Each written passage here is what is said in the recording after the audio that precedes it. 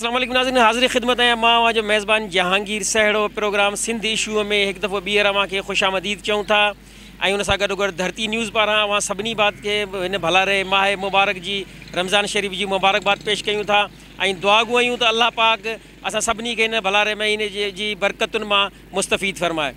नाज़रीन, रमज़ान बरकतुनि रहमतुनि ऐं मग़फ़रत जो महीनो आहे।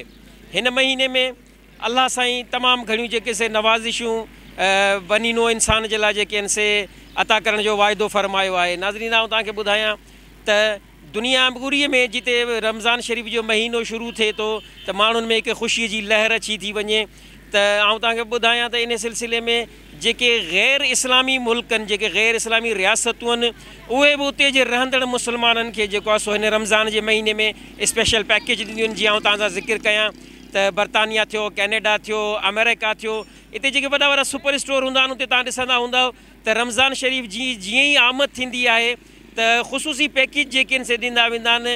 जेके आम वाहिपे जूं शयूं आहिनि उहे सस्तियूं कयूं वेंदियूं आहिनि। पर असांजे मुल्क में ॾिठो इहो वियो आहे त उन जे उबतड़ वरी सॼो कमु थींदो रहंदो आहे। जीअं रमज़ान जो भलारो महीनो शुरू थिए थो त हिते जेके मुनाफ़ा खोर आहिनि उहे क़ीमतुनि जा अघ जेके आहिनि से आसमान खे पहुचाए छॾीनि था। रमज़ान खां हिकु ॾींहुं अॻु में सिर्फ़ु जेका शइ अगरि 100 रुपया किलो हूंदी आहे त रमज़ान जे पहिरें रोज़े ते उहा शइ जेका 400 रुपया किलो थी वेंदी हली आहे। इन मुनाफ़ाखोरी ऐं लॉकडाउन वारी इन सूरत हाल जे करे जेके विचोले तबिके जा माण्हू आहिनि उहे तमामु घणा परेशान आहिनि। उन्हनि जो चवणु इहो आहे त रमज़ान जे हिन भलारे महीने में हिकु त लॉकडाउन जी मुसीबत, करोना वायरस जो ख़ौफ़, उन खां अलावा ॿी तरफ़ वरी जेको आहे सो आम मार्केट वाइपे जूं जेके शयूं आहिनि मार्केटुनि में उन्हनि जा रेट जेके आहिनि से टीण ऐं चोण ते जेको आहे सो हिकदमि थी विया आहिनि, जंहिंजे करे असांखे रोज़ा रखण ऐं खोलण में तमामु घणियूं मुश्किलातूं अचनि पियूं। हिकिड़ो त ज़रिया आमदनी जेके आहिनि उहे टोटल बंदि आहिनि लॉकडाउन जे करे। असां वटि को अहिड़ो आमदनी जो सिलसिलो न आहे त जेको असीं जेको आहे सो रोज़ा चङी तरह सां चङी रीति रखी सघूं ऐं खोले सघूं या पंहिंजे बचनि सां रोज़ा इफ़्तार करे सघूं। हर माण्हू जी इहा ख़्वाहिश हूंदी आहे त मुंहिंजो दस्तरख़्वान हिन रमज़ान जे बाबरकत ॾींहंनि में जेको आहे सो भरियल हुजे ऐं पंहिंजे बचनि जे अॻियां रमज़ान शरीफ़ रोज़े खोलण जे टाइम ते हर उहा नेमत जेका असां रखां जेका रोज़े खोलण वक़्तु हिकु मुस्लमान जे घर में हुअणु घुरिजे। नाज़रीन, आउं तव्हांखे ॿुधायां त हिते हैदराबाद जी सूरत हाल जी पाण ॻाल्हि कयूं था त हिते जेके फ्रूट, सब्ज़ी, गोश्त ऐं भाॼियुनि जा जेके रेट आहिनि उहे हिकदमि रमज़ान शुरू थींदे ई जेको आहे सो आसमान सां ॻाल्हियूं करण लॻा आहिनि। पर ॿिए तरफ़ अगरि ॾिसंदासीं सरकारी मशीनरी जी अगरि ॻाल्हि कंदासीं त उन ते ज़ाब्ते आणण जे लाइ को बि अहिड़ो ख़ासि असांखे सिस्टम नज़र न पियो अचे। जीअं प्राइस कंट्रोल लिस्ट वारे कमेटी जेका हूंदी आहे उन जो को फ़ाल किरदारु असांखे नज़र न पियो अचे। हैदराबाद में ॾिसण में असांखे इहो बि अचे थो त जा बजा जेको आहे सो रोज़ असीं ॿुधूं था त अॼु हिन खे ॾंढु लॻो, अॼु हिन खे ॾंढु लॻो, पर उन जो को असरु न पियो पवे। ईअं चइजे त भई जेको आहे सो हुकूमत जे इन एक्शन खणण खां पोइ को उन ते अमल दरामद थिए पियो या न, अहिड़ो कुझु बि कोन्हे को। जीअं जीअं रमज़ान जा रोज़ा वधंदा पिया वञनि तीअं तीअं जेको आहे सो मार्केट जा रेट जेके आहिनि से सब्ज़ी, गोश्त ऐं फ्रूट जा आसमान सां ॻाल्हियूं कंदा रहनि था। इन सॼी सूरत हाल में जेको अवाम आहे, जेको पोरियत तबिको ख़ासि तौरु आहे, जेको ख़ासि तौर ते जेको आहे सो निशानो थियो आहे हिन लॉकडाउन जो, हिन मूज़ी मर्ज़ जी रोकथाम जे लाइ जेको लॉकडाउन लॻायो वियो आहे उनजो निशानो थींदड़ पोरियत तबिको जेको आहे उहो तमामु घणो परेशान थियो आहे। उन्हनि जो चवणु इहो आहे त असां रोज़ आणियूं, रोज़ कमायूं, रोज़ चाढ़ियूं था, पर लॉकडाउन जे सबबु असांजो रोज़गार बि जेको आहे सो बंदि आहे। त असीं जेको आहे सो रमज़ान शरीफ़ जे महीने में पूरी चङी तरह सां जेको आहे सो मुस्तफ़ीद न थी पिया सघूं रमज़ान जी बरकतुनि मां। हुकूमती ॻाल्हि कजे त डिप्टी कमिश्नर जेको आहे साहिबु विज़िट ते त डेली निकिरनि था, उन सां गॾु उनजा असिस्टेंट कमिश्नर मुख़्तलिफ़ इलाइक़नि में बाज़ारनि में वञनि था, फ़ाइन वञनि था, पर उनजो को असरु न पियो पए। उनजो सबबु इहो आहे त फ़ाइन जी जेका रक़म आहे उहा तमामु घणी घटि आहे। जीअं त ॿियनि मुल्कनि में अगरि ॾिसंदा त क़ानून ते एॾी सख़्ती सां अमल दरामद ईअं आहे त हुते हर ॻाल्हि ते ज़री ॻाल्हि ते वॾा वॾा फ़ाइन आहिनि। अगरि असां वटि बि हिते जेके आहिनि से वॾा वॾा अगरि फ़ाइन विधा वञनि त हिन शइ ते कंट्रोल आणे सघिजे थो। हिन सिलसिले में असीं मौजूदु आहियूं हिन वक़्तु हैदराबाद लतीफ़ाबाद में। हिते जे रहवासियुनि सां, हिते जे पोरियतनि सां, हिते जे माण्हुनि सां अवां जी ॻाल्हि ॿोल करायूं था त हुननि जो हिन महांगाई जे हवाले सां छा चवणु आहे। ख़बर न आहे। हाणे मार्केट जे हिकिड़ो माण्हू जेका आहे उहो मिर्ची, हरी मिर्च जेका आहे उहो असांखे 30 रुपया ॾिए पियो, हीउ हिकिड़ो 20 रुपया ॾिए पियो, खीरा जेके उहो 40 रुपया ॾिए पियो, हीउ 30 रुपया ॾिए पियो। अलाए ख़बर न आहे, हिकिड़ो रेट न आहे हिननि जो। पोइ हिकु रेट हुजे त ख़बर पए त बाबा सस्ताई आहे या महांगाई आहे। हिते ख़बर पवंदी त बाबा कहिड़े अंतर थियण। पर हिते का ख़बर न आहे भाउ हिते कुझु आहे रेट हुते कुझु आहे। दुकान ते हिकिड़ी लिस्ट वेझा हुजे जिते माण्हुनि खे ख़बर पए त बाबा हीअ जेके शइ हेतिरे जी आहे हेतिरे जी छो था ॾियनि। पोइ माण्हुनि खे कीअं ख़बर पवंदी हिते हाणे पंहिंजो पंहिंजो रेट लॻो पियो कीअं ख़बर पवंदी। DCO साहिबु जेके लिस्ट मोकिली आहे हिन वटि हीअ बि पंहिंजी लिस्ट लकाए वेठा न या त हीअ पंहिंजे दुकान ते वेझा करनि त माण्हू हिननि खे ॾिसण। बिल्कुलु सही आहे गवर्नमेंट त हिन खे लिस्ट ॾिनी आहे पर हेठि लकाए वेठा न। लिस्ट खे छा कंदा माण्हू जेके लॻी न हूंदी त हुन लकाइण में त को फ़ाइदो न। माण्हू खे कीअं ख़बर पवंदी त बाबा हीअ सही आहे हीअ ग़लति आहे। परेशान लॻा पिया आहियूं कमकार के मां मिले थो नथो मिले वरी मिले थो त पोइ ॾिसो शयूं हर शइ महांगी आहे। केॾांहुं वञे माण्हू ग़रीब माण्हू परेशान थी वियो आहे केॾांहुं वञे। कुझु हल ॿुधायो हल इमरान ख़ान त हिकिड़ी अपील आहे की जंहिंखे 12,000 मिलनि पिया उहे अहिड़नि माण्हुनि खे मिलनि पिया उहे कोन पिया मिलनि। ग़रीब माण्हुनि खे मिलनि न पिया ॿियो विचा केरु पियो खणी वञे। असांखे कोन मिलियासीं ग़रीब माण्हू आहियूं बेरोज़गार आहियूं। काफ़ी महंगो मिले पहिरियों सस्तो हूंदो हाणे काफ़ी महंगो थो मिले यार। हाँ रमज़ान के काफ़ी महंगो आहे। हाँ काफ़ी महंगो आहे तक़रीबन पहिरियों सूफ़ो हूंदा 200 रुपए किलो हूंदो हाणे तक़रीबन 400 था हलनि। एॾो ज़ुल्म रमज़ान में कुझु त एतिराम कनि यार। असल मसइलो महांगाई जो न आहे असल मसइलो आहे लॉकडाउन जे करे माण्हू तमामु बेज़ार तंग थी विया आहिनि ऐं बेरोज़गारी वधी वई आहे। ऐं बेरोज़गारी जे करे के माण्हू में ताक़त कान्हे त का माण्हू शइ ख़रीद करे सघे। जहिड़ी हाणे खरबूज़ ऐं तरबूज़ रमज़ान खां पहिरीं 30 रुपया ऐं 20 रुपया किलो हुआ। हाणे हिन खां पुछो त कोई 80 रुपया किलो तरबूज़ आहे 80 रुपया किलो खरबूज़ आहे। हाणे ग़रीब माण्हू दूर खां ॾिसी सघे थो वठी कोन थो सघे। रुगो हिननि ते ख़ुशबू ते बि शायदि पाबंदी लॻी वञे त ख़ुशबू बि न वठि बाबा ख़ुशबू जा बि पैसा लॻंदा। तमामु माण्हू बेज़ार थी विया आहिनि बिल्कुलु अहिड़ा तंग थी विया आहिनि। गवर्नमेंट रिलीफ न ॾेई सघी आहे रुगो माण्हुनि खे पिसी छॾियो आहे हिन महांगाई बि लॉकडाउन बि ऐं माण्हुनि खे रिलीफ कोन मिलियो आहे। माण्हू तमामु बेज़ार थी विया आहिनि तमामु बेज़ार थी विया आहिनि। मां सभ खां पहिरीं तव्हांजे धरती जे चैनल वारनि जो निहायत मशहूरु आहियां त जिन्हनि हिन महांगाई जे ख़िलाफ़ु पंहिंजो क़दम खणियो आहे तमामु बहितरीनु आहे। ऐं गवर्नमेंट लॉ कानून जे मुताबिक़ सेक्शन 18 जे मुताबिक़ हर दुकानदार खे ट्रेड खे पंहिंजो लिस्टूं अवीज़ा रखणियूं आहिनि कानून जे मुताबिक़। न हिते कोई लिस्टूं आहिनि न कोई कानून आहे। ऐं तमामु सम्झो त हर माण्हू पंहिंजे मुंहुं आहे। पहिरीं बि रिलीफ गवर्नमेंट ॾिना त अॻियां इंतिज़ामी जा माण्हू सही कान्हनि ऐं ग़ैर सियासी जिन्हनि खे ख़बर ई कान्हे माण्हुनि जा मसाइल छा आहिनि। कमेटियूं ठाही राशन पंहिंजी मर्ज़ियुनि सां हिननि विरायो सिस्टम कान्हे। जे सिस्टम हुजे हा जीअं ख़ानदान वाइज़ हिननि वटि एंट्री आहे। फ़ौजी आया ख़ानदान वाइज़ एंट्री करी विया कंप्यूटराइज़ आहिनि। ख़ानदान वाइज़ जे ही राशन तक़सीम कनि हा त माण्हुनि खे कुझु रिलीफ मिले हा। राशन कमेटियूं कुझु ठहियूं आहिनि माण्हू कुझु विराइनि पिया ख़बर ई कान थी पए हीअ गवर्नमेंट जो राशन आहे या MPA या MPA या MNE जी तरफ़ां राशन आहे। माण्हू मुंझी पिया आहिनि कुझनि खे मिलियो आहे कुझनि खे कोन मिलियो आहे।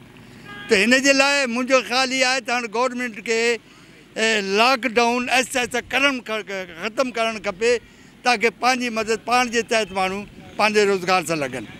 ऐं ग़रीब माण्हू ईअं लॉकडाउन में पंहिंजे घर वेठो आहे जंहिंमें खंडु अटो गिहु ऐं तेल इहे 4 शयूं मस्त आहिनि पर इहे 4 शयुनि जा अघु हर दुकान ते पंहिंजा आहिनि।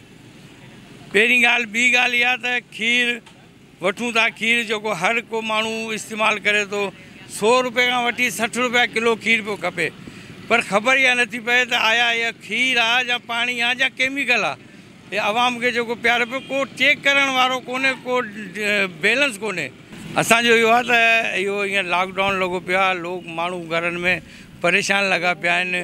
उन्हनि वटि का शइ वीचारनि वटि कमाइण लाइ बि नथा वञी सघनि घर में वेठा आहिनि भला ॿियो न त घटि में घटि उहो एतिरी शइ उन्हनि खे मिले जो रिलीफ मिले जो पंहिंजो रोज़ो त पंहिंजो टेम ते ऐं सस्ती का शइ मिले। भरपूर महांगाई आहे पर को कंट्रोल करण वारो आहे कोन जेको आहे कंहिंखे तव्हां चऊं जेको आहे वठिणो आहे मजबूरी आहे ॿार बच्चा रमज़ान हले थो जेको आहे महांगाई घटि थिए उहे बेरोज़गार लॻा पिया आहिनि। इंसान जेको आहे कोन जेको आहे रोज़ी रिज़्क़ आहे कोन इंसान हर को परेशान लॻो पिया महांगाई जे करे। DC साहब खे बि इहा ई अपील आहे त महांगाई ते कंट्रोल करे जेको आहे ग़रीबनि जो हाल ॾिसे जेको आहे। महांगाई सर इलाही थी आहे ग़रीब को माना हींअर ग़रीब जी जाइ न आहे खाइण जी। ग़रीब जो कमु चढ़ी वियो आहे साईं। ग़रीब कमाए साईं 200 रुपया कमाए ख़र्चा साईं 500 रुपया हुआ किथों हाणे पूरी पवंदी असांजी। घर में हिकिड़ो ई माण्हू कमाइण वारा जेको 200-250 कमाए थो, हिते ख़र्चु 500 रुपया हुआ। 500 रुपये खाली 200-250 रुपये भाॼी थी थी वञे। 10 फैमिली मेंबर ऐं 3-4 फैमिली में 4 किलो वटि 300-400 रुपये भाॼी थी वञे। ॿिया पैसा केॾो आणियूं? अटो केॾो अचे, राशन केॾो अचे, गिहु केॾा अचे, खीर केॾा अचे। खीर ॿिए हंधि 40 रुपया किलो थो हले, हिते 60 रुपया 80 रुपया 100 रुपया किलो दॿी वेठा आहिनि खीर ते। गवर्नमेंट खां असां इहा अपील कयूं साईं, कुझु सस्ताई कई वञे ऐं लॉकडाउन में असांखे टाइम ॾिनो वञे। टाइम घटि आहे, सफ़ा टाइम न आहे। टाइम 5 खां 2-3 कलाक असांखे ॾिना वञनि, सफ़ा टाइम न आहे न। माण्हू निंड में उथे थो, रोज़ेदार ॿाहिरि निकिरे थो त बसि अञा बाज़ार में पुॼे थो, बाज़ार सॼी बंदि लॻी पई आहे। सुबुह जो उथे थो बसि अञा अखी मस खुले थी, माण्हू रोज़ेदार हिते अचो न फ्रूट थो वठी सघे, न भाॼी थो वठी सघे, न ॿियो सौदो वठी थो सघे, कुझु बि नथो वठी सघे। बसि अचे थो पुलिस वारा डंडा खयूं बीठा आहिनि, हलो हलो हलो बंदि करे। बसि 5 अॻु में अधु कलाक अॻु में था बंदि कराइनि असांखे, 5 अॻु में। जीअं ई रमज़ान शुरू थियो आहे, हिकु त लॉकडाउन जे करे माण्हू काफ़ी मुतासिर आहिनि, ॾिहाड़ी तबिके वारा माण्हू। उन सां गॾु ई सब्ज़ी माफ़िया ऐं फ्रूट माफ़िया बि जेको आहे सो उहो उन्हनि बि कोन घटायो आहे न। महांगाई एॾी महांगाई करे छॾी अथनि, हर शइ जेको आहे सो वधाए छॾी अथनि। रेट किरणु खपनि, किरण जे बजाए वधनि था। हिते रेट लिस्ट ते त कमु थिए ई कोन थो। रेट लिस्टूं जेके हिननि वटि मौजूदु आहिनि उहे ॾेखारण लाइ जेको आहे सो राज़ी कोन हूंदा आहिनि। उहे पंहिंजी मर्ज़ी ते जेको आहे सो रेट ॾेई ऐं माण्हुनि खे ॾियनि था, फुरनि था। फ्रूट थिया, सब्ज़ी जेको आहे, हिकु त लॉकडाउन जे करे सूरत हाल एॾी बिगड़जी चुकी आहे, माण्हू फ़ाक़ा कशी जो शिकार आहिनि। DC खां ऐं वस वारनि खां इहा ई अपील आहे इहो ई त रेट लिस्ट ते जेको आहे सो बाक़ाइदा फोकस कनि ऐं उन ते अमल कराइण जी कोशिशि कनि। चीज़ महंगी हो रही है फ्रूट में, जो चीज़ भी देख रहे हैं, ये अपना तरबूज है, ये रमज़ान के बाद 10 रुपये किलो हो जाएगा, 50 रुपये किलो मिल रहा है। ये ऐसे सारे केले, हर चीज़ महंगी हो जाएगी, हर चीज़ महंगी हुई पड़ी हुई है। इंतज़ामिया को यही कि देखना चाहिए सारा कि महंगाई बढ़ रही है, इसे कंट्रोल करना चाहिए। कहाँ से महंगाई बढ़ रही है उसे कंट्रोल करना है। इनसे बोल रहे थे, ये बोल रहे हमें महंगा पीछे से मिल रहा है। जी नाज़रीन, हैदराबाद के रहवासिन जेके कोरोना वायरस के खौफ़ में वरतल आहिनि, जेके लॉकडाउन जा सटियल आहिनि, उन्हनि जूं अवां भलारे महीने माह मुबारक रमज़ान के भलारे महीने में महंगाई के हवाले से ॻाल्हि ॿोल ॿुधी त उन्हनि जो छा चवणो। इन सिलसिले में असीं हलूं था हैदराबाद के एक ॿिए इलाइक़े में, जिते अवां जी ॻाल्हि ॿोल कराईंदासीं उन्हनि दुकानदारनि सां, उन्हनि रेढ़े वारनि सां, त जेके ही सभु शयूं फ़रोख़्त कनि था, उन्हनि खां पुछण जी कोशिशि कंदासीं त आख़िर रमज़ान जो महीनो शुरू थींदे ई ही छो जेको आहे सो एॾा रेट चाढ़े छॾीनि था। इन में उन्हनि जो मौक़ुफ़ वठंदासीं, उन्हनि खां पुछण जी कोशिशि कंदासीं त तव्हां इहे शयूं महांगियूं एॾियूं जेके आहिनि से छो था जेको आहे सो विकिरो कयो।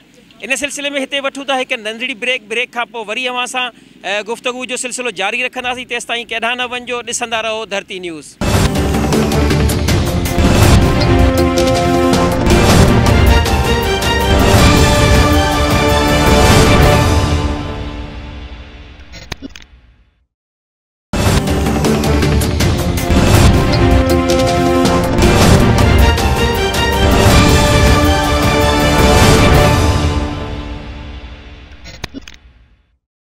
वेलकम बैक नाज़रीन, एक दफ़ो ॿीहर प्रोग्राम सिंधी शू में अवां खे ख़ुशामदीद चऊं था। नाज़रीन, अवां हैदराबाद के शहरनि जी ॻाल्हि ॿोल ॿुधी त रमज़ान के भलारे महीने में जेके सब्ज़ियुनि, फ्रूट ऐं गोश्त, भाई मच्छी वग़ैरह जेके रेट जेके आसमान सां ॻाल्हियूं करे रहिया आहिनि, उन सिलसिले में अवां तव्हां हिते जे शहरनि जी ॻाल्हि ॿोल ॿुधी। हाणे असीं तव्हांजी ॻाल्हि ॿोल उन्हनि सां करायूं था, उन्हनि रेढ़े वारनि सां, उन्हनि ठेले वारनि सां जेके इहे सभु शयूं फ़रोख़्त कनि था। हुननि खां पुछूं था त माण्हुनि चवनि था त ही जेके ठेलनि वारा आहिनि उहे तमामु घणा इज़ाफ़ी रेट वठनि था रमज़ान शरीफ़ जे भलारे महीने जो फ़ाइदो वठंदे, ऐं ख़ासि तौर ते लॉकडाउन वारी हीअं सूरत हाल जॾहिं 5 बजे खां अॻु में ई जेको आहे सो पुलिस अची थी वञे, हिननि खे जेको आहे हितां हटाइण जे शुरू करे थी छॾे। त उन में हिननि खां पुछूं त हिननि जो मौक़ुफ़ छा, ही छो एॾियूं शयूं जेके आहिनि से महांगियूं जेके आहिनि से विकिरो कनि था। जो खुदनोश अशियाँ हैं, फ्रूट वगैरह हैं, जो वो वैसे ही महंगा कर दिया जाता है। रमज़ान से पहले कुछ रेट कम थे पहले। अभी ये है कि रमज़ान के अंदर जैसे रमज़ान शुरू हुए हैं, हर चीज़ पे, फ्रूट पे, हर चीज़ पे रेट बढ़े हुए हैं। तकरीबन सब चीज़ों पे, कोई भी आप फल लेने चले जाओ, मतलब डबल कीमत में दे रहे हैं। अभी रमज़ान आ गए, लॉकडाउन वैसे ही चल रहा है। गरीब लोग हैं, वहाँ में परचेज़ कर नहीं सकते, हम जैसे को ख़रीद ही नहीं सकते, फ्रूट खा नहीं सकते, रोज़े रखते हैं माशाल्लाह अल्हम्दुलिल्लाह। लेकिन ये है कि फ्रूट के लिए फिर ये कि बंदा फिर थोड़ा पीछे हट जाता है, बाज़ार में रेट पूछता है तो फिर पीछे हट जाता है, फिर ले नहीं पाता गरीब आदमी। एॾा रेट वधी विया आहिनि, छा कयूं। हाणे बचनि लाइ जेका बि शइ वठूं था चवंदा एतिरी महांगी आहे, हाणे छा वठी वञूं पंहिंजे बचनि जे लाइ, को सम्झ नथो अचे असांखे। बेरोज़गारी लॻी पई आहे, फ्रूट महांगा, हर शइ महांगी आहे, छा कयूं तव्हां ॿुधायो। हुकूमत लाइ असांजी अपील आहे कि माना कुझु न कुझु बचनि जे लाइ, रोज़नि जे लाइ का न का शइ असांखे सस्ती थियणु खपे। का सस्ती आहे कान, छा थी वञूं शाम जो ईअं घर हलिया था वञूं। ऐं बाई भरी वई आहे, हर शइ बाई भरी वई आहे। खाइण जे लाइ हिकु टाइम खाऊं था, ॿी टाइम वेठा आहियूं। अलाह जे नाले ते केरु बि कोन थो ॾे बाबा। महांगाई हर शइ बाई भरी वई आहे। अटो 90 रुपया किलो, भाॼी ते बाई भरी पई आहे, सभु शइ बाई भरी पई आहे। काॾे वञे ग़रीब बाबा, छा कयूं? हुकूमत बि ॾे कान थी, असां काॾे ते वञूं? हिकिड़ो बचिड़ो बेरोज़गार रुगो वेठो आहे थो वीचारो, कुझु बि असांखे कोन थो मिले। जिते इमदाद मिले पई न उते बि वञूं था असां खाली खाली मोटी था अचूं। अलाह यकीन ॾिस, जेकी शइ हाणे 20-30 रुपया मिलनि खपे उहा शइ हाणे 100 रुपया किलो, 80 रुपये किलो मिले थी। रमज़ान जो महीनो आहे, हिन महीने में त अञा सस्तो थियणु खपे, अञा चाढ़े छॾियो अथनि। हीअ तरबूज़ वठण था वञूं त इहा ई ॾिसो छाई केॾी महांगी आहे। इहा ॾिसो तव्हां, इहा ई 50 रुपया 60 रुपया किलो था ॿुधाइनि, त इहा सस्तो थियणु खपे। छाई ॾिसो 30 रुपये मिलंदो, हाणे 50 रुपये ॾे थो। केॾां वञे माण्हू, ग़रीब माण्हू केॾां वञे? मजबूरी आहे, वठिणो पवंदो आहे। हुकूमत के खपे तो इनके सही करे, रेट के महंगाई घट करे। महंगाई जो है बहुत कंट्रोल करें इसको, इसके लिए बहुत ज़बरदस्त प्लान बनाएं। दिहाड़ीदार जो तबका है वो दबके रह गया बिल्कुल सफ़ा, बस यही अपील कर सकते हैं। हर चीज़ ही महंगी है भाई, सब्जी भी महंगी हो रही है, समझे। कोई चीज़ सस्ती नहीं है, समझे। हाँ 100 रुपये किलो दूध है, 96 रुपये मिल रहा था, 100 रुपये, बल्कि अभी तो 120 रुपये बिका है। इससे पहले तो 100 रुपये किलो, 120 रुपये किलो चीकू है, समझे, और 50 रुपये किलो तरबूज है। बाबा सुरन में आयूं, जेका असां हालत है असां केरु पुछण वारो आहे। अटो महांगो, घी महांगो, चांवर महांगा, चांवर 140 रुपया किलो, घी 240 रुपया किलो, अटो 70-80 रुपया किलो थी वियो आहे। काॾे वञूं ग़रीब माण्हू? सॼो सवा महीनो थी वियो आहे असां वांदा वेठा आहियूं घर में। को पुछण वारो आहे? हुकुमरान को असांखां पुछण वारो कोन्हे को। हुकुमरान काॾे आहिनि? जिनखे असां पाण वोट ॾेई चाढ़ियूं था उहे ई असां जेको आहे दुश्मनी था कनि। लॉकडाउन ई असांखां केरु पुछे त असां काॾे वञूं? सवा महीनो थी वियो आहे असां वांदा वेठा आहियूं घर में। हाणे हे खणी आया आहियूं माल जेको हलायूं था वेठा रमज़ान शरीफ़ में। हिते जेको ग्राहक थो अचे 100 रुपया पा, अचे 100 रुपया पा, महांगो आहे। काॾे वञूं बाबा तव्हां ॿुधायो न? हर शइ महांगी लॻी पई आहे। हाणे ईद थी अचे का लटा वठंदासीं, को लादे विचड़नि खे खाराईंदासीं, पीआरींदासीं। माल ॾाढो असांखे महांगो थो मिले। हर गिराक अचे थो असांखे शिकायतूं थो करे, तव्हां महांगो था ॾियो। माल हींअर स्टोर जो आहे 2000-3000 रुपया पेटी लॻी पई आहे। जेकी शइ असां हुतां खणूं था असांखे हिते घर में पहुची थी वञे। भाड़ो किरायो इहो असांजी गुंजाइश न आहे इन हलाइण में।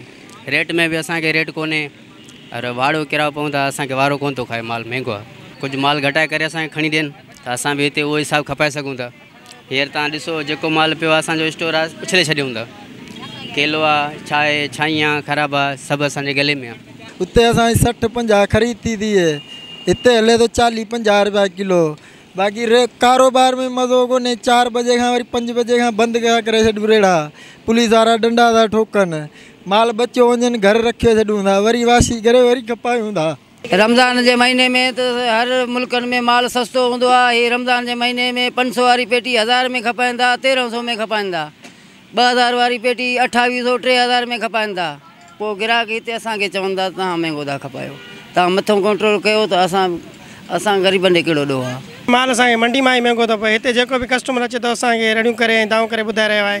DC साहब अचे थो उहो बि असांखे चए थो त तव्हां माल महांगो हलायो था। उतां खां लिस्ट खां वधीक रेट घटि अचे थो असां वटि। असां कहिड़े हिसाब सां हलायूं? ग़रीब बि हर को परेशान आहे। लॉकडाउन जो सिस्टम लॻो पियो आहे। हुकूमत पंहिंजे रेट खे उतां खां कंट्रोल करे जीअं असां आवाम जो रिलीफ थी सघे। सुबुह जो 8-9 बजे खोलियूं था ऐं मंझंदि जो बंदि कराए वञनि शाम जो। लॉकडाउन जे करे रोज़ियूं आहिनि कोन, ऐं मथां वरी रेटनि वारनि जा कस्टमर वारनि जा रोज़ चलान लॻनि था। हाणे ग़रीब माण्हू सां किथां पूरी करे सघूं था? त इहे महिरबानी करे गवर्नमेंट सां तावन करनि, कुझु राशन वग़ैरह या कुझु इमदाद वग़ैरह असां तावन करनि। 500 रुपया मज़दूरी कयो उहा सुरंज थी ठहे। जे ग्राहक सां ॻाल्हाईंदा 50 रुपया किलो, 50 को महीना घटि कयो त न ग्राहक जी पूरी थी पए न असांजी पूरी थी पए। असां काॾे वञूं ग़रीब माण्हू? जेको अचे सरकार अचे थी चए त हेतिरे में न हलाईंदो, ओॾो लिस्ट में रेट लिखियो पियो 50 रुपया। बसि इन खां वधीक नथा अची सघूं। महिरबानी कयो असां ग़रीबनि ते बाबा। पुछो ई न, ग्राहक असां सां विढ़ंदा। लिस्ट हणी छॾूं 55 रुपया किलो आलू, केरु 40 रुपये वठण लाइ तयारु कोन्हे। 55 त केरु वठंदो? भाॼी केरु वठे कोन, साई सड़ियो वञे असांखो केरु वठे कोन। एॾी भाॼी महांगी आहे मार्केट में। उते वञो था त ॻाल्हाइण नथा अचनि, बाबा खणो त खणो, न त न खणो। बच्चनि जी रोज़ी था कयूं, केरु खणे कोन, त पुलिस जा डंडा अलॻि था खाऊं। हिते रोज़ी कयूं, पुलिस जा डंडा खाऊं। महांगाई ॾाढो भञी छॾियो आहे असांखे। न इमदाद मिलियो असांखे, न पैसा मिलिया। असां ग़रीब हर रुपया था डंडा खाऊं पुलिस जा। असांजे मुअज़्ज़िज़नि जेके वॾा आहिनि उन्हनि खे मिंथ था कयूं, अपील था कयूं त असां सां कुझु तावन कनि। मंडी में इतना फ्रूट महंगा है रमज़ान शरीफ के लिए ताकि हम कमाएं। एक ही मौका यही मिलता है रमज़ान शरीफ का ताकि हम इतना महंगा फ्रूट बेचें, और मंडी में इतना फ्रूट महंगा है क्या कर, हम मजबूर हैं, हमारा कोई चारा नहीं है, यही हम गुज़र करते हैं। ठेला किलो पे 5-10 रुपया हमारा मजदूरी रखते हैं, शाम को 5 बजे पुलिस भगा देती है। वाह महंगाई चोट चढ़ी हुई है। जाकू रमज़ान बीठो आहे 50 वारी शइ 150 ते किलो थी हले, पाव थी हले। हाणे केला ॾिसो दर्जन हूंदो 40 रुपया किलो, हाणे हले थो 130 रुपया किलो। ई छा आहे ज़ुल्म आहे, छा आहे इंसान सां। हे 12,000 एहसास कंपनी वारा ॾिनो, उन खां त लाख कढी छॾिया अथऊं ग़रीब माण्हू जा, जेके कंहिंखे खाइण खां कुझु अटे लप कोन्हे का, उहे वेठा आहिनि रोडनि ते, हर शइ बंदि लॻो पियो आहे, कुझु बि कोन्हे को, कंहिंखे खाइण खां हर को ॾिसे ओहाम हिते ग़रीब आहे, कंहिंखे खाइण खां कुझु नथो मिले। गरीब आदमी के लिए तो खरीदना ही मुहाल हो रहा है। केला 120 रुपये दर्जन, ये तरबूज है ये 60 रुपये दर्जन, 60 रुपये किलो दे रहे हैं, जबकि 60 रुपये होना ही नहीं चाहिए। अब गरीब आदमी के रोज़ा खोले या घर का चलाए या उसको उनको मुंह को पूरा करे। और गवर्नमेंट ये कहती है कि जी हमने सस्ता है, कोई चेक एंड बैलेंस है ही नहीं गवर्नमेंट का। भाई खुदा के लिए वो जो इनके जो चेक एंड बैलेंस करने वाले निकले, आवाम को रिलीफ दें ना। एसीओ में बैठ के थोड़ी इसका नाम वो काम चलेगा। जो इसके जिम्मेदार हैं उनको निकले, मार्केटों का विजिट करें, मार्केटों को देखें, गरीब को रिलीफ दो यार कम से कम रमज़ान के अंदर। महंगी उरूज ते चढ़ेला, केला 120 रुपया किलो, बटाला तो 60 रुपया किलो लगा पिया न, बसर 50-60 रुपया किलो। गरीब माण्हू छा करे छा करे, पंहिंजे बच्चनि जो रोज़ी करे। लॉकडाउन लॻो पियो, रोज़ी टुप कान्हे। मथां महांगाई न आहे, पर हिते हथ जी महांगाई बि घणी था कनि, इन जे लाइ मुश्किल आहे। बसि इन करे मां असां परेशान आहियूं। सम्झी ॻाल्हि की महांगाई एतिरी न आहे, पर हिननि हथ जी कई आहे महांगाई। हुकुमरान खां इहो चवणु था चाहियूं त भई हर शइ ते कंट्रोल कनि, हर शइ ते कंट्रोल कनि, जांच कनि, रुॻे ॻाल्हियूं न कनि, अमली कमु कनि। सम्झी ॻाल्हि खे इहो ई जेको आहे सो जेका ॻाल्हि थिए उहा मज़बूती अमल उन ते थिए, बाक़ी अमल न थींदो ॻाल्हियूं करण में को बि फ़ाइदो कोन्हे को। जीअं रमज़ान शुरू थियो आहे त माना सम्झ आलू त टमाटर सभु जेको 30 रुपया किलो आलू हुयो 40 रुपये ते चढ़ी वियो आहे, जेको केलो जेको 50 रुपये जो उहो 100 रुपये ते फ्रूट त सफ़ा टॉप ते चढ़ी वियो आहे, कंहिं ग़रीब जी खाइण जे लाइक़ु न आहे। सफ़ा बेरोज़गारी बि वधी वई आहे, ऐं हद खां वधीक फ्रूट महांगो थी वियो आहे, भाॼियूं महांगियूं थी वियूं आहिनि, गोश्त महांगा थी विया आहिनि। ग़रीब वञे काॾे, के पंहिंजो हर को पंहिंजो रेट ॿधियो वेठो आहे। को बल्दिया वारी लिस्ट ते हले ई कोन थो, को मार्केट वारी लिस्ट ते हले ई कोन थो, सभु कोई हिते बादशाही कयो वेठो आहे, पंहिंजी हर मनमस्ती कयो वेठो आहे। फ्रूट सस्तो मिले, गरीब तो फ्रूट सां रोज़ो छोड़े ही कोन थो सघे। सबको पंहिंजो जेको आहे सो अमीर माण्हू वठी विया आहिनि, ग़रीब वेचारा बिल्कुलु परेशान आहिनि। बराए महिरबानी गवर्नमेंट खे अपील था कयूं, मुराद अली शाह खे अपील था कयूं, महिरबानी करे असां ग़रीब आवाम सां मदद करे, ग़रीब आवाम जी हेल्प करे। मजबूरी आहे त माल महांगो आहे तमामु मंडी में घणो, हिते त असांखे पाण एहसासु आहे त कंहिं ग़रीब सां ज़्यादती न थिए, पर असांजो हाल न आहे। माना उते ई तमामु हद खां वधीक माल महांगो आहे। सिर्फ़ु जेको टमाटर जो अॼु आहे उनजो रेट किरियल आहे, बाक़ी ॿी हर शइ महांगी आहे। माना आलू तमामु महांगो आहे, बसर महांगो आहे, पर असां उन हिसाब सां पोइ बि उहो रेट असां वटि बि न आहे। जेको सम्झि 50 आम ख़बरुनि में ॻाल्हियूं हलनि थियूं त 70 रुपया आलू हले थो, बसर हले थो, असां वटि सम्झि 50-50 रुपया आहे, पर तमामु मंडी में महांगो लॻो पियो आहे। हुकुम खे अपील इहा आहे त मंडी खे कंट्रोल करे, हुते सस्तो मिले असां सस्तो हलायूं न। उन हिते माल महांगो लॻो पिया, गिराक रड़ी पिया कनि, रेड़ा भरिया पिया, ॾिसो था अॻियां गिराक रेट पुछी भॼी वञनि था। मथे माल महांगो अचे थो न, मंडी में सस्तो हुजे त हिते बि सस्तो कयूंसि। उन हिसाब सां अपील आहे हुकूमत खे मंडी खे कंट्रोल कनि। ॾाढी महांगी आहे बाबा, रमज़ान जो महीनो आहे, कमाई जा ॾींहं आहिनि हिन जा। सब्ज़ी वारा जेका फ्रूट वारा ॾिस, लस्सी वारा ॾिस, परचून वारा ॾिस, पर रमज़ान अची वियो आहे, कमाई छा। जो 30 रुपये चीज़ है वो 50 रुपये चीज़ बिकंदा, जो 20 रुपये में बाद रमज़ान के बाद बिकंदा, वो हाणे 50 रुपये पींदंदी, कोई पूछने वारा ना आहे। पॉलिसी आहे गवर्नमेंट जी जेको हाई प्राइस लॻाए थो, असां उन ते फाइन इम्पोज़ था कयूं। हिन वक़्त ताईं बि असां 8-10 हज़ार पोइ फाइन इम्पोज़ करे चुका आहियूं। के ग़रीब मिसाल गाॾी वारो वीचारो उन वटि लिस्ट कोन्हे, हलाए तो कंहिं दाणो खपाए थो, कमाए 200 ते हुते 1000 रुपये जुर्मानो विझूं त इहो बि थोरो नाइंसाफ़ी थिए थी। उनखे ताक़ीद बि कई आहे, वार्निंग बि इशू कई आहे। कोशिशि इहा आहे ज़िला इंतिज़ामिया ख़ासि करे DC साहब जी, त माण्हुनि खे वधि में वधि उनखे रिलीफ मिले। कोशिशि आहे विज़िट कयूं था, अलाह कंदो माण्हुनि जेसिताईं पाण खे बि ईमान न ईंदो त उस ताईं सरकार भी कोशिशि कंदी पर उनखे पाण माण्हुनि खे बि एहतियात करणु खपे ग़रीब तबिको आहे त घटि में घटि रेट जेको रेट आहे उन ते हलाइनि कोशिशि आला कनि त बहितर थी वेंदो इंशाल्लाह। नाज़रीन हैदराबाद ऐं भरपासे वारे इलाइक़े जे माण्हुनि जूं ॻाल्हियूं ॿोलियूं ॿुधियूं हुननि जो छा चवणु हो रमज़ान में जेका घाटे टोड़ जेका महांगाई थी वई आहे रमज़ान जे शुरू थियण सां ई जेका महांगाई थी वई आहे उन्हनि जी अवां ॻाल्हि ॿोल ॿुधी अवां उन सां गॾोगॾु उतां जे शहरनि जी सियासी ऐं समाजी अॻुवाननि जी बि ॻाल्हि ॿोल ॿुधी ऐं उन सां गॾु असां तव्हांजी ॻाल्हि ॿोल कराई उन्हनि ठेले वारनि सां उन्हनि रेड़े वारनि सां उन्हनि दुकानदारनि सां जेके इहे सभु शयूं जेके आहिनि से फ़रोख़्त कनि था जिन ते इहो इल्ज़ाम आहे त हीअ इज़ाफ़ी मुनाफ़े ख़ौरी कनि था जंहिंजे करे माण्हू तमामु घणा परेशान थियनि था। वरी ॿिए पासे अगरि इन्हनि ठेले वारनि जी इन्हनि रेड़े वारनि जी ॻाल्हि कंदासीं त हू इहो चवनि था त असांखे जीअं रमज़ान शरीफ़ शुरू थिए थो अॻियां मंडीअ मां जेको आहे माल जेको जंहिं बि क़िस्म जो चाहे फ्रूट हुजे सब्जियूं हुजनि गोश्त हुजे त असांखे अॻियां खां ई एतिरो महांगो मिले थो पोइ जेॾी महिल असीं हिते मार्केट में खणी अची रोडनि ते बीहूं था ख़रीदारी माण्हू करणु अचनि था माण्हू बजाए इहो आहे जो निज़ाम ते का ॻाल्हि ॿोल कनि सिस्टम ते ॻाल्हि ॿोल कनि उहे जेके आहिनि से असांखे तनक़ीद जो निशानो बनाइनि था असांखे घटि वधि ॻाल्हाइनि था असांखे इन शइ जो जेतोणीकि अहसासु बि आहे त रमज़ान जो भलारो महीनो आहे ऐं जेके माण्हू अफोर्ड नथा करे सघनि उहे जेॾी महिल इहे शयूं ख़रीद करणु अचनि था त उहे तमामु घणी जेका असां सां बहस मुबाहिसो कनि था जंहिंमें असांजो चवणु इहो आहे त असांजो कंहिं क़िस्म जो ॾोहो कोन्हे को।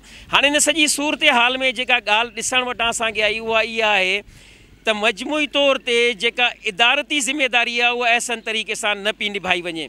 हिकु त लॉकडाउन उन खां अलावा कोरोना जो ख़ौफ़ लॉकडाउन वारी सूरत हाल जे करे महदूद टाइम आहे ख़रीदारी जो रमज़ान जे भलारे महीने में हर को माण्हू घरां निकिरे ई जेको आहे सो 12 बजे खां पोइ जॾहिं हू ख़रीदारी करणु निकिरे थो त हिते दुकाननि ते एॾी रश थी वञे हली उन खां पोइ पुलिस जेको मुक़ररु करे टाइम आहे 5 बजे जो उन खां अॻु में ई अची थी वञे ऐं इन्हनि दुकानदारनि जो चवणु इहो आहे त पुलिस 5 बजे खां ई अॻु में अचे थी ऐं असां ते जेको आहे लठुनि जो वसकारो करे थी ॾिए जंहिंजे करे जेको आहे सो कमु करण में असांखे बि परेशानियूं अचनि थियूं। हाणे ज़रूरत इन ॻाल्हि जी आहे त ज़िले इंतिज़ामिया खे हिते पंहिंजो फ़ाल किरदारु जेको आहे सो अदा करिणो पवंदो। आम रिवाजी जेको सिस्टम आहे जेको फ़ाइन जो जेको जुर्माननि जो जेको आम रिवाजी सिस्टम आहे उन खां हटी करे असांखे पंहिंजे इन सिस्टम खे रिव्यू करण जी ज़रूरत आहे। जेको फ़ाइन जो सिस्टम आहे उनखे एॾो सघारो ठाहिनि त जेके जुर्माना इन्हनि दुकानदारनि ते या जेका कानून जी ख़िलाफ़ वर्ज़ी कनि था उन्हनि ते अगरि जुर्मानो विधो वञे त एतिरो जुर्मानो घटि में घटि विधो वञे जो इन जुर्माने जे ॿुधी ख़ौफ़ विचाई हू अहिड़ो को बि अमल न कनि जेको कानून जे ख़िलाफ़ हुजे। त इन सिलसिले में ज़िले इंतिज़ामिया खे पंहिंजो भरपूर किरदारु अदा करिणो पवंदो। उन सां गॾोगॾु जेके प्राइज़ कंट्रोल कमेटियूं जेके आहिनि उन्हनि खे फ़ाल करिणो पवंदो उन्हनि खे पंहिंजो किरदारु अदा करिणो पवंदो। प्राइज़ कंट्रोल कमेटियूं जेके आहिनि से असांखे रोज़ु किथे न किथे ॾिसण में त अचनि थियूं पर उन्हनि जो किरदारु असांखे ॾिसण में नथो अचे। जीअं हिकिड़ो पंहिंजो कमु सम्झी कमु कजे ईअं उहे कमेटियूं नाहिनि करे रहियूं। नाले मात्र जेके ॾंड विझनि थियूं उहो उन ॾंड जी का अहमियत कान्हे का। ॾंड एॾा वॾा हुजनि एॾा ॻोरा हुजनि जो आईंदा तसवुर ई न करे उहो जेको इज़ाफ़ी मुनाफ़ा ख़ौरी जेके कनि था उहे तसवुर ई न कनि इन क़िस्म जो को कुदो कमु करण जो। त हाणे आउं तव्हांखे ॿुधायां त हीअ रमज़ान जी जेका महांगाई आहे इहा ख़ासि हिन रमज़ान में सिर्फ़ु न आहे थी हमेशह जीअं ईअं ई हर रमज़ान में ईअं इहा महांगाई जेका असां थींदी रहंदी आहे। हाणे ज़रूरत इन ॻाल्हि जी आहे त इन सॼे कम खे असांखे जेको आहे सो कंट्रोल करण जे लाइ बहसियत फ़र्द बहसियत इंसान बहसियत क़ौम ख़ासि तौर ते हिन रमज़ान में असांखे पंहिंजी ज़िम्मेदारी अहसन तरीक़े सां निभाइणी आहे तॾहिं वञी असीं इन्हनि सभिनी शयुनि ते कंट्रोल करे सघंदासीं। कोरोना वायरस जो जेको मुज़ी मर्ज़ आहे इहो अञा ताईं ख़तमु न आहे थियो। महिरबानी करे पंहिंजो तमामु घणो ख़्यालु रखो ऐं उन्हनि पंहिंजनि प्यारनि जे करे जेके तव्हां सां मोहबत कनि था त महिरबानी करे पंहिंजे घरनि ताईं महदूद रहो। हुकूमत जी ॾिनल हिदायतुनि ते जेको आहे सो अमल कयो ऐं पंहिंजो तमामु घणो ख़्यालु कयो।